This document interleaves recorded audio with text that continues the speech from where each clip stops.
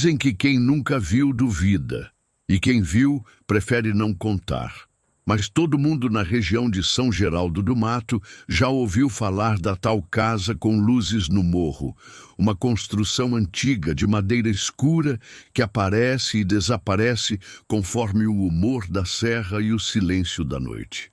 Não há estrada que leve até ela.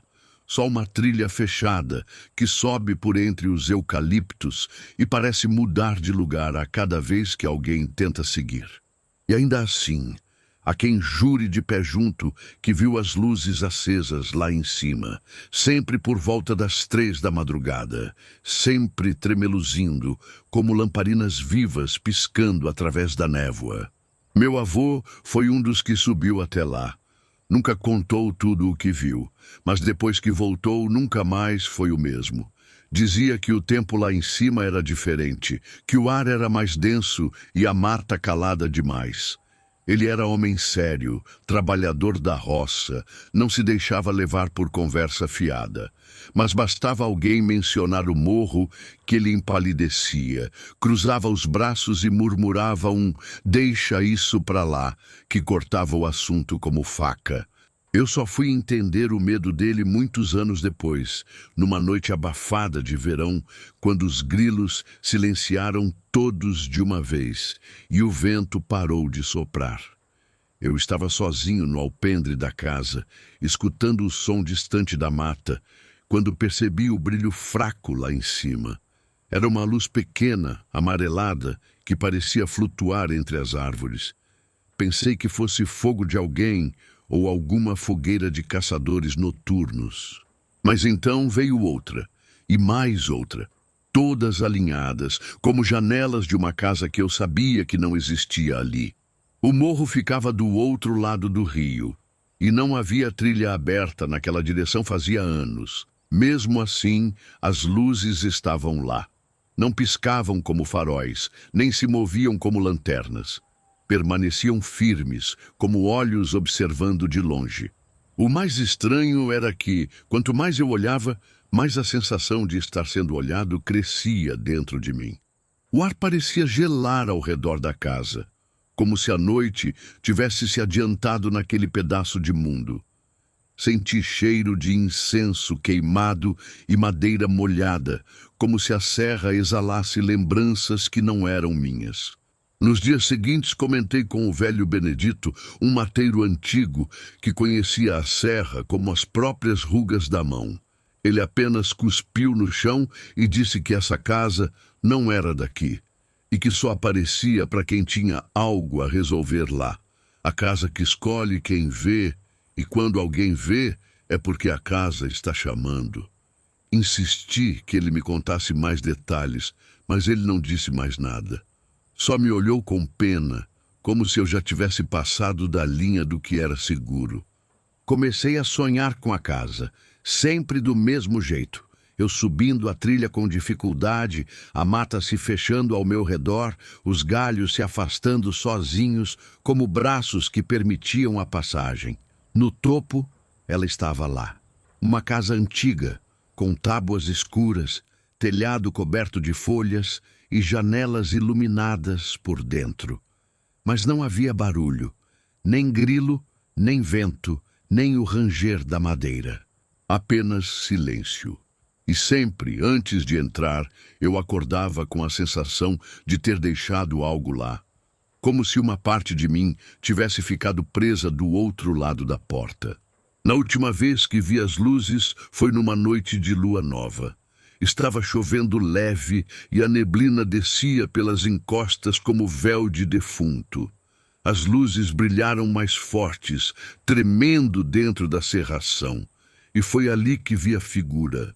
Não era sombra nem animal. Era alguém parado diante da casa no alto do morro, entre as luzes. Um vulto alto, imóvel, de braços soltos ao lado do corpo. Como se olhasse diretamente para mim, apesar da distância. Quando pisquei, ele havia desaparecido, mas o medo ficou, pesado, molhado, grudado na pele. Depois daquela noite, adoeci. Febre, delírios, perdi peso.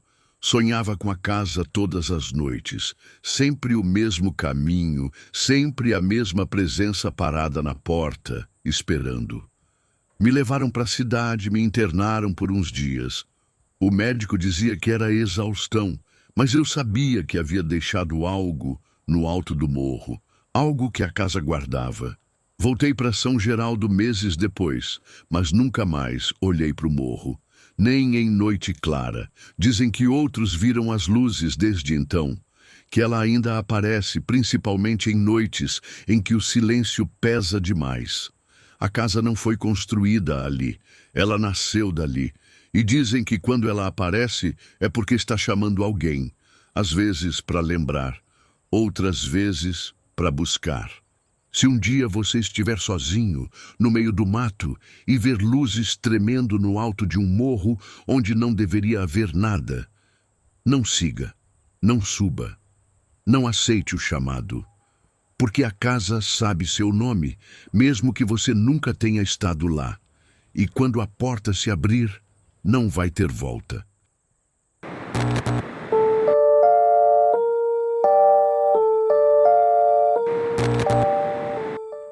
Houve um tempo em que ninguém se aproximava do sítio da Barroca, uma faixa de terra ressecada no meio do cerrado, cercada de árvores retorcidas e sombra que não se movia, mesmo com o vento mais forte. A história ali era pesada demais, velha demais. Não se tratava de bicho, nem de assombração comum. Era coisa do corpo seco, e quando esse nome era dito, sempre vinha acompanhado de cruzes feitas com os dedos e preces murmuradas por entre dentes gastos.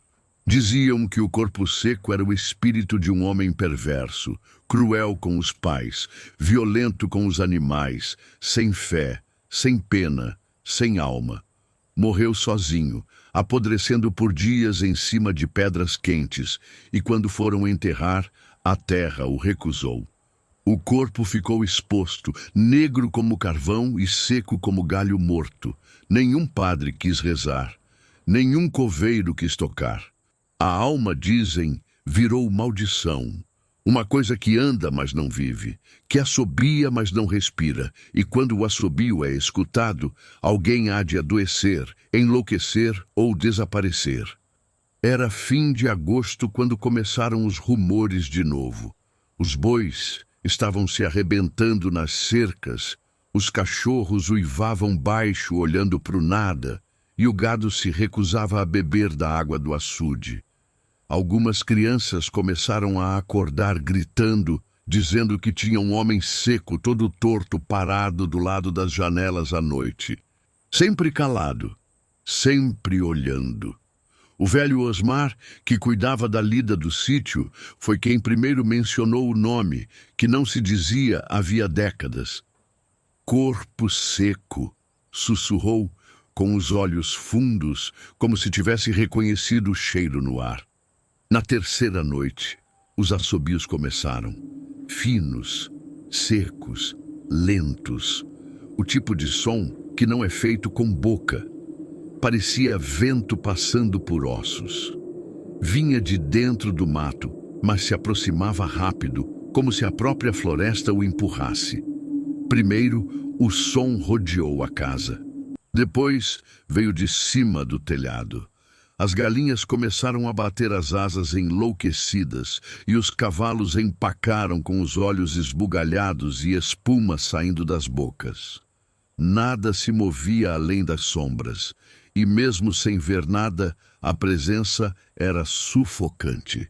O ar ficava grosso, com cheiro de fuligem e terra de cova. No quinto dia, encontraram os rastros. Não eram pegadas normais. Pareciam marcas fundas, como se alguém arrastasse os pés secos pela lama dura, misturados a riscos de unhas enormes que afundavam no barro como garras. No curral, uma das porteiras estava aberta. No chão, um círculo de folhas queimadas e uma espécie de cruz feita com gravetos quebrados. Ninguém entendeu aquilo, mas todos sabiam o que significava. Ele estava mais perto. Naquela noite, O céu ficou vermelho escuro no poente mesmo sem nuvem. O calor era sufocante, mas ninguém acendia fogo. O silêncio era tão absoluto que os ouvidos zumbiam sozinhos. E foi assim que ele apareceu. Não como uma visão clara, mas como algo que se arrastava pela lateral da casa, raspando as paredes com os ossos. Seu corpo não tinha carne, só pele grudada no osso, e sua pele era cinza, rachada como tronco queimado. Não tinha olhos, só buracos negros e fundos, e onde deveria haver boca, havia uma fenda vertical, por onde saía o assobio, lento, arrastado, como um lamento de além do mundo. Osmar tentou correr, mas não deu 3 passos. Caiu duro no chão, olhos virados, espuma saindo da boca. O corpo seco parou diante dele, agachou-se com os estalos de juntas quebradas e ficou ali, imóvel, como se observasse sua vítima com fome. Ninguém se mexeu. As portas estavam trancadas, mas as trancas pareciam frágeis como o papel diante daquela coisa que não era nem viva nem morta. Perto das 3 da madrugada, o assobio cessou. A criatura desapareceu como névoa quente em mata seca. O corpo de Osmar amanheceu gelado, com as mãos grudadas no próprio peito e a pele enrugada como se tivesse secado de dentro para fora. Foi enterrado às pressas, sem velório, sem padre, e ninguém ousou cavar muito fundo. Desde então, o sítio da Barroca foi deixado ao abandono. O mato engoliu tudo. Dizem que em noites de céu limpo, quando o vento para e o ar esquenta sem motivo, ainda se escuta o assobio. Não é todo mundo que ouve. Só os que têm o coração pesado. Os que devem. Os que carregam culpa. Porque o corpo seco não vem por acaso. Ele vem buscar o que falta. E uma vez que ele olha para você, ele nunca esquece seu cheiro.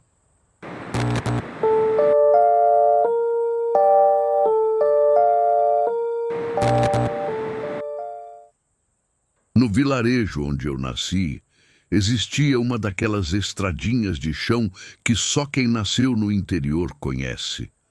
Uma reta de terra vermelha que serpenteava por entre grotas e capões de mata baixa, ligando nada a lugar nenhum. Só boiadeiro e caminhão velho se arriscavam por lá, principalmente quando o asfalto mais próximo ficava intransitável pelas chuvas.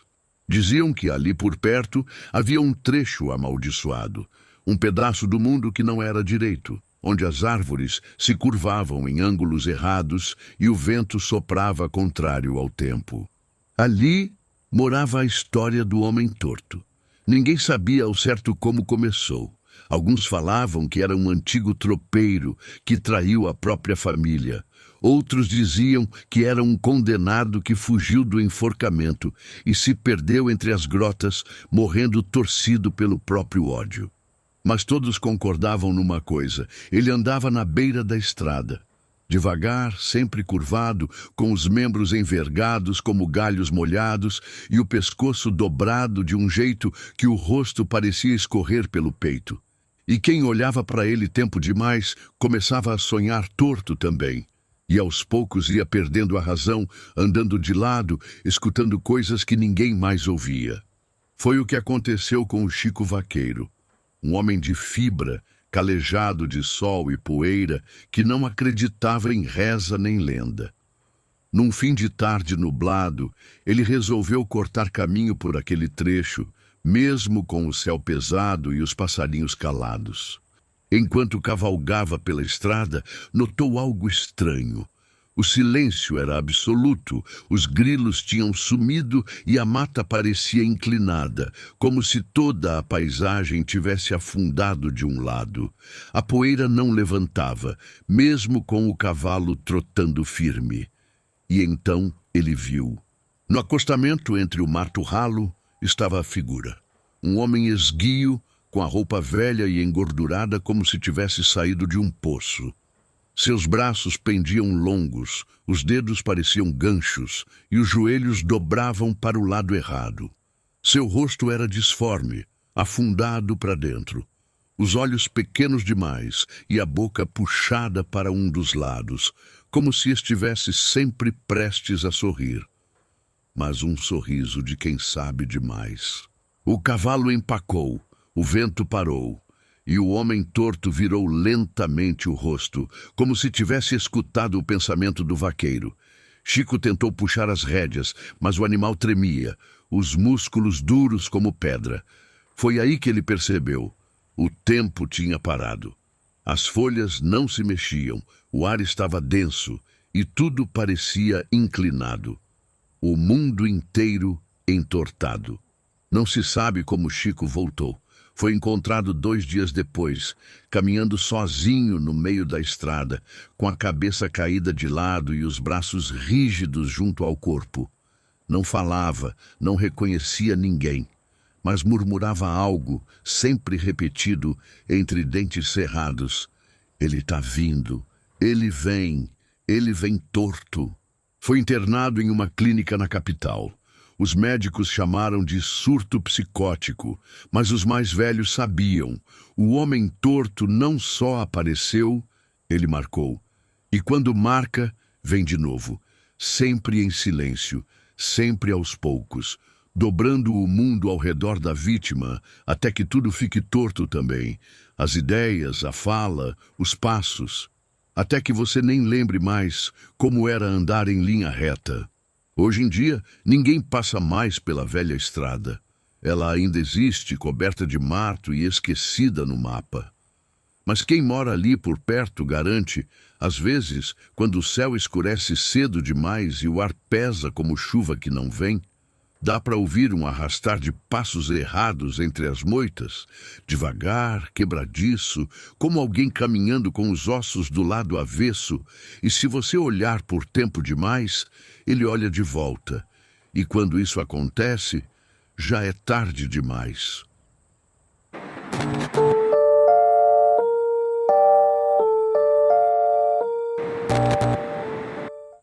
Havia uma casa antiga na beira do mato, em um vilarejo que mal aparece nos mapas. A construção, com suas janelas de madeira empenada e o telhado coberto por musgo verde, ficava isolada num aclive, cercada por eucaliptos que dançavam mesmo quando o vento não soprava.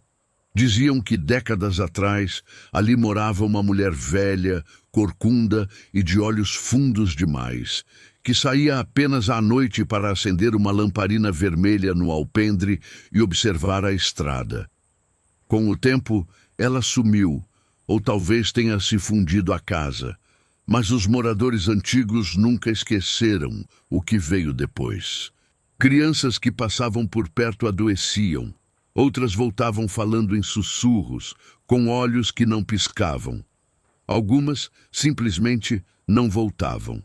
Quando os adultos procuravam, encontravam apenas rastros no chão seco, marcas finas, afiadas, como de dedos curvos, e sempre o cheiro de enxofre misturado a flores podres.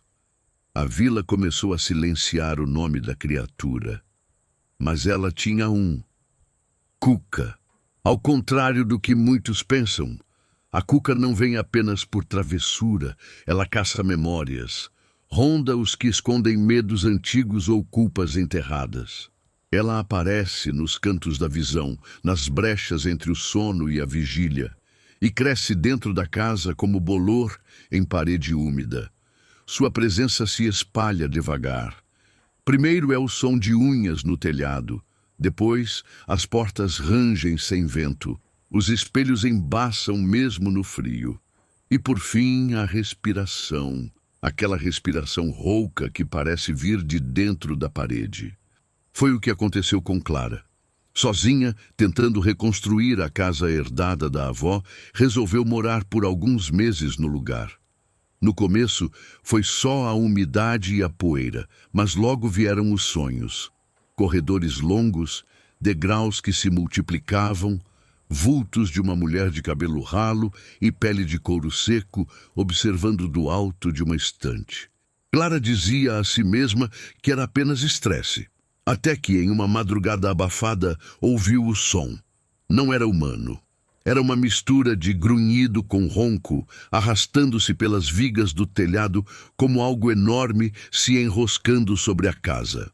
As noites seguintes foram piores. Os móveis amanheciam fora do lugar. Os quadros viravam sozinhos. Uma sombra parecia ficar sempre parada atrás da porta do quarto. Longa, de ombros arqueados e cabeça pontuda. E o mais perturbador, Clara começou a esquecer nomes, depois rostos. Em seguida, esquecia onde estava. Sua própria imagem no espelho parecia se distorcer. Era como se algo ou alguém estivesse puxando sua consciência para dentro de um pesadelo contínuo. Certa manhã, vizinhos passaram pela estrada e viram a porta escancarada. Lá dentro, Clara estava encolhida no canto da sala, murmurando para a parede. Seus olhos não focavam mais.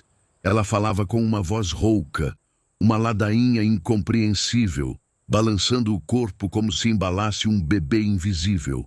Foi levada para longe, a casa novamente ficou vazia, mas ninguém ousou fechá-la, porque quando se fecha a porta da cuca, ela entra pela janela.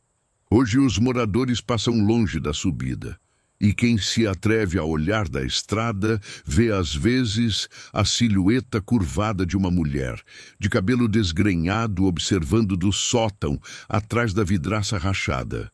A lamparina vermelha acende em noites nubladas, e quando o cheiro de flores apodrecidas volta a se espalhar, os mais velhos fazem silêncio, porque sabem, a cuca voltou a caçar, e ela não esquece, nem perdoa,